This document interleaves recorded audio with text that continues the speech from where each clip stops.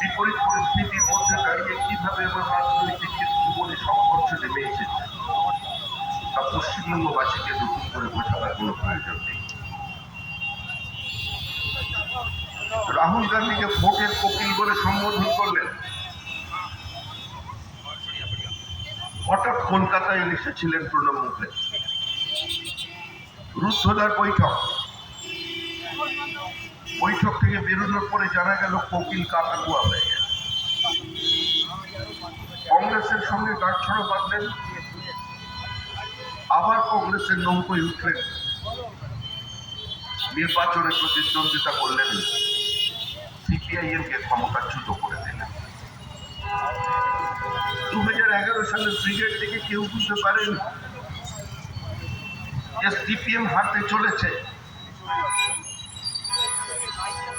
এবং দলের মুখ বুদ্ধদেব ভট্টাচার্য তার নিজের নির্বাচনী কেন্দ্রে রাজনীতিতে ল্যাটারাল এন্ট্রি নেওয়া একজন ব্যক্তির কাছে পরাজিত হতে চলেছে।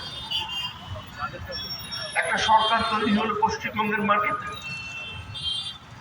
যে সরকারের প্রাথমিক 5 বছর চলল 34 বছরের একটা মৃত সময়ের কাটা ছেঁড়া করে সিপিএম এর অত্যাচারের গল্প শুনিয়ে, সিপিএম এর নীতিহীনতার কথা বলে, সিপিআইএম এর খুন সন্ত্রাসের কথা বলে, চমকাইতনের কথা বলে মুখ্যমন্ত্রী 5 বছর পার করে দিলেন।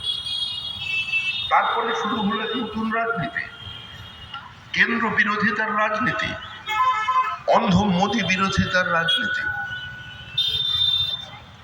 কেন্দ্রের বৈমাতৃসুলভ আচরণের বিরুদ্ধে, পশ্চিমবঙ্গকে বঞ্চনা করার বিরুদ্ধে, কেন্দ্রের প্রত্যেকটি ঘোষিত সিদ্ধান্তের সমালোচনা করে পশ্চিমবঙ্গের বাসীর সামনে কেন্দ্রের বিরুদ্ধে ঘৃণার রাজনীতি চালিয়ে গেলেন মমতা ব্যানার্জি। তিনি কি করতে পেরেছেন তাও আপনারা জানেন, কি করতে পারেননি তাও আপনাদের অজানা নয়। যাদবপুরের মানুষের কাছে, রাজনীতি সচেতন মানুষের কাছে এই দক্ষিণ কলকাতায় দাঁড়িয়ে মমতা বন্দ্যোপাধ্যায়ের রাজনৈতিক অতীত বর্তমান নিয়ে নতুন করে কিছু বলার নেই।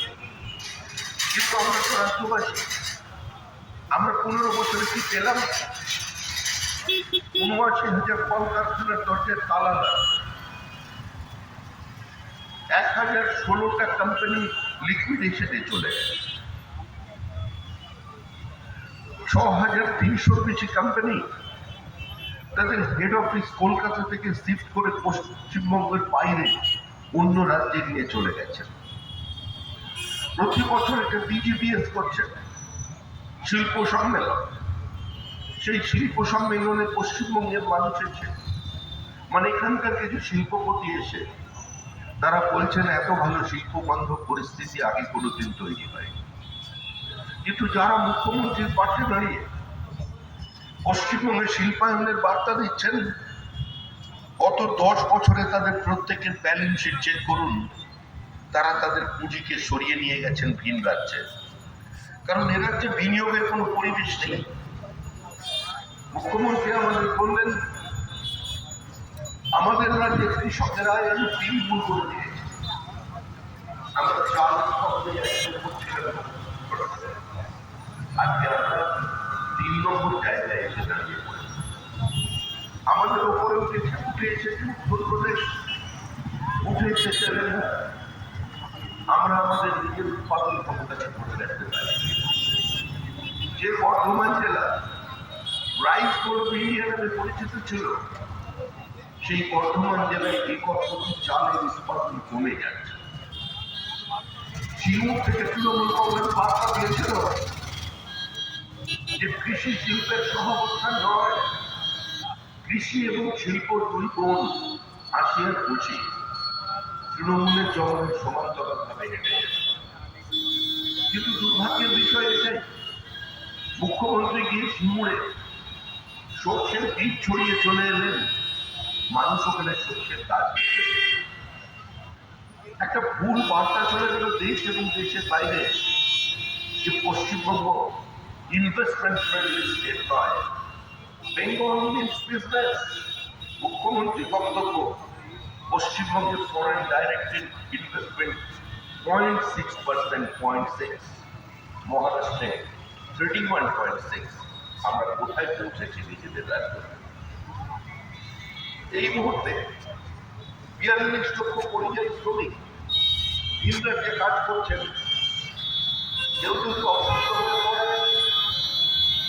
তার চিকিৎসার জন্য তার পকেটে স্বাস্থ্যসাথী কার্ড রাখা আছে, যেটা ভারতবর্ষের অন্য কোনো রাজ্যে গ্রহণ করবে না।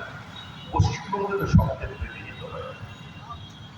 আয়ুষ্মান ভারতকে গ্রহণ না করে তিনি পশ্চিমবঙ্গের কৃষক, পশ্চিমবঙ্গের পরিযায়ী শ্রমিকদের পর্যন্ত বঞ্চিত করেছেন। মুখ্যমন্ত্রী মমতা বন্দ্যোপাধ্যায় আমাদের সামনে থেকে বলছেন পশ্চিমবঙ্গের জিডিপি সর্বভারতীয় জিডিপি থেকে বেশি। কিন্তু যেদিন উনি ক্ষমতায় এসেছিলেন, আমাদের রাজ্যে ঋণের পরিমাণ ছিল 1,92,000 কোটি টাকা। আজকে সেই ঋণের পরিমাণ 7 লক্ষ কোটি টাকা ছাড়িয়ে চলে গেছে। 4.5 লক্ষের বেশি সরকারি মূল্য পদকে তিনি কার্যত অবলুপ্ত করে দিয়েছেন। যে মুখ্যমন্ত্রী দুয়ারে সরকার পাঠাবেন বলছেন, সেই মুখ্যমন্ত্রী সরকারি কর্মচারীদের 4টি মামলায় হেরে যাওয়ার পরও সুপ্রিম কোর্টের নির্দেশের পরে সেই বিয়েকে তাদের ঘরে পৌঁছে দিতে পারে। একটা সরকার পশ্চিমবঙ্গে ক্ষমতায় আসার আগে ক্যাডার কৌশলের বিরুদ্ধে আওয়াজ করেছে, আর আজকে দীর্ঘ 15 বছর রাজস্ব করবার পর দেখা যাচ্ছে মধ্যমেধার চাষ নয়, মেধাটাই প্রতারিত হয়ে গেছে। 40,000 সরকারি চাকরি বিক্রি হয়ে গেল, 26,000 চাকরি গেল, আত্মহত্যা পেয়েছে পশ্চিমবঙ্গে। এই অবস্থার বাইরে বের করে আনার প্রয়োজন আছে, তাই পাল্টানো দরকার, চাই বিজেপি সরকার।